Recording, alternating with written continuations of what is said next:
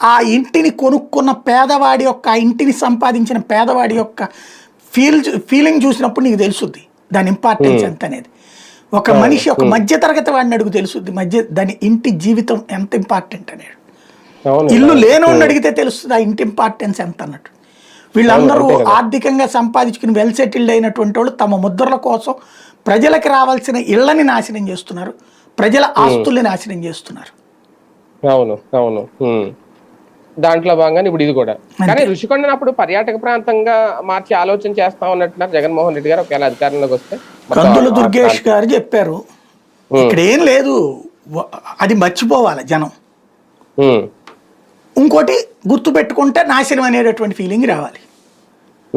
ఒక గొప్ప విశేషం ఏంటంటే భారతదేశ చరిత్రలో కళ్ళ ఎదురుగుండా కనబడుతున్న అద్భుతాన్ని అసహ్యంగా చూపించేటటువంటి ఒక గొప్ప నేరేటివ్ థింకింగ్ ఒక్క ఆంధ్రప్రదేశ్కే చెల్లుతుంది.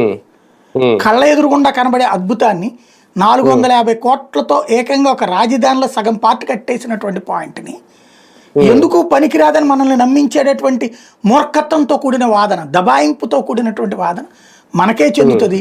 నాశనం చేస్తూ గొప్పగా చెప్పుకోవడం, గొప్పగా ఉన్నటువంటి వాటిని నాశనం అని చెప్పడం మనకే చెందుతుంది. అదే కదా.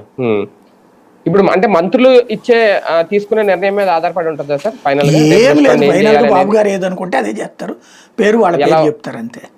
అంటే ఎలా ఉపయోగించుకోవాలి అనేది ప్రభుత్వం వాళ్ళు ఏం చేయరు పరంగా, ఆయన ఏం చేయాలనుకుంటే అదే చేస్తారు, పేరు వీళ్ళకి చెప్తారు.